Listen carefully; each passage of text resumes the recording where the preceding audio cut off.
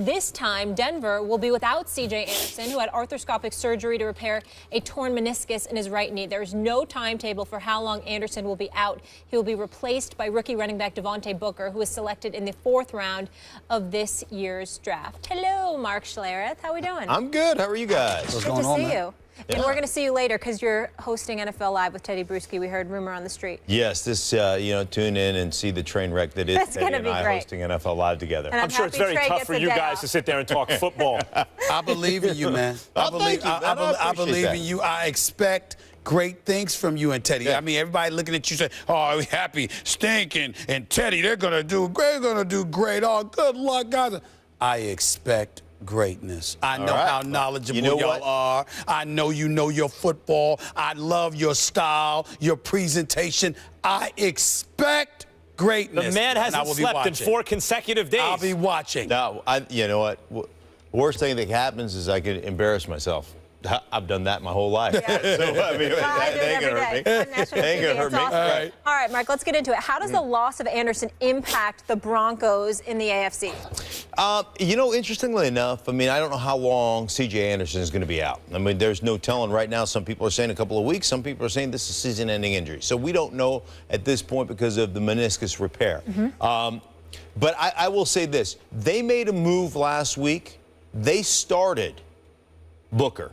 Devontae Booker started for the Denver Broncos Monday night against the Houston Texans, and C.J. came off the bench. Now, C.J. is a bowling ball.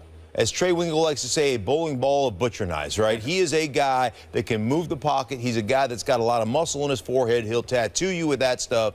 He has been inconsistent over the course of his career. But I'm telling you, Devontae Booker got an opportunity to start. He came in there on Monday night, and that guy played like he had a rocket up his can. I mean, he was going.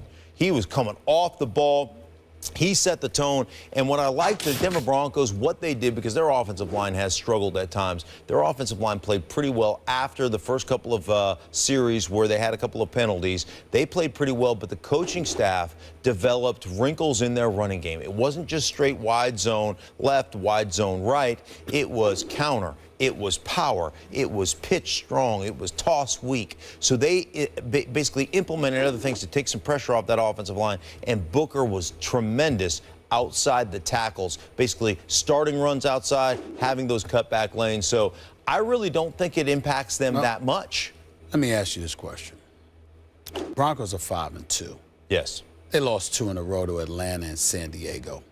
Prior to that, let me throw their victories out at you. Okay. Carolina, ain't the same. Indianapolis Colts, don't get us started. Cincinnati Bengals, nothing to brag about right now. Tampa Bay Buccaneers, that's when they were 4-0. And now they beat Houston. Right.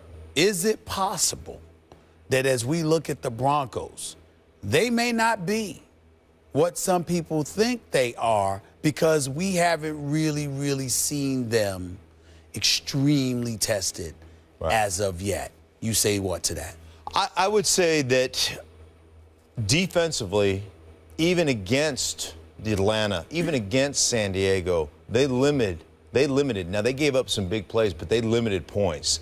And they adjusted during the course of those games to actually play pretty good on the defensive side of the ball. There is no question that defensively they are talented. Here's the beauty. Sometimes, and I always say this, when I've won, I've never really learned anything about myself because I'm too busy patting myself on the back and telling me how great I am. It's when you lose, human nature, when you're winning, you don't look at the little things. As Herm says, you don't sweep the corners. Coach Herm Edwards all the time. You got to sweep the corners, right? And when you're winning a lot, sometimes you don't sweep the corners. And losses like that, for me, really made you look at yourself critically. Made you go into a critical mode from looking at what you're doing as a defense, where your weaknesses are, what the blueprint is, and how to adjust to that. And we saw some of those adjustments on Monday night against Houston, albeit not the same type of offensive weaponry of Atlanta or even of San Diego. And what I'm talking about is that inside, being able to match up running backs or tight ends in the middle of the field. San Diego does it well. Atlanta can do that well. So in other words, I'm making Stephen A. Smith a better debater. Because he has to look at himself after all these losses every day. The corners? Yeah. Right. He does do some self-examination. Mark, they played the 2 best offenses in the NFL in consecutive weeks. And as you said, they didn't give up a whole lot of points. Right. But C.J. Anderson, to my eyes, and obviously they're not, the expert eyes that yours are, particularly with that team, by the way. To me, he seems to be a big part of what they do offensively. And when you have a marginal offense with a essentially rookie quarterback, and you're really reliant on your defense, I find usually you lose a running back's not the end of the world, but in their case, couldn't that be a tipping point in the suddenly very competitive AFC West? With the Raiders on the come up and the Chargers looking better than expected? So if we're talking out for the season, I think in the short term they'll be fine. I think Booker, there was a reason he started, because he's ready, because he gives them a little bit of wiggle, he gives them a little bit of better outside attack, if you will. With that said, C.J. off the bench was phenomenal last week. Monday night, he was great. And when you talk to guys inside the Broncos organization, they'll tell you he's one of the smarter players they have, especially in pass protection. So that's going to be cause for concern long term. If he can't come back, what you really miss from C.J. is at the end of the season, he always seems to get better. He always seems to get stronger, and he always seems to be the guy that becomes that battering ram toward the end of the season. So that's where I would be concerned. But in the short term, I'm not that concerned. Real quick question.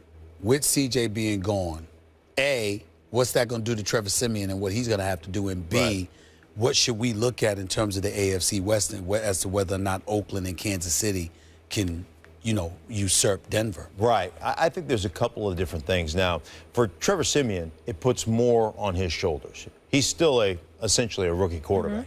But it puts more on his shoulders there's a lot of opportunities basically in a check with me package. If this, check to this. If that, check to this.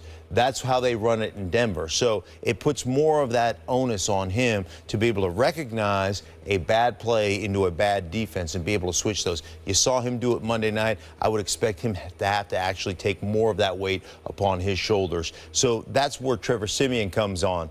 That's really that's the biggest issue, I think. Puts more of the weight on Trevor Siemian, but it puts weight on everybody. When you lose players, it's always one of those things as an organization, you say we all have to step up. Are they still the best team in the AFC West? I think that they are defensively. You look at Oakland, they've got defensively, they're the worst in the league right now. In Kansas City, I still am concerned long-term offense if they can consistently win the big games with their offense. But it's a tight division. There's no question about that.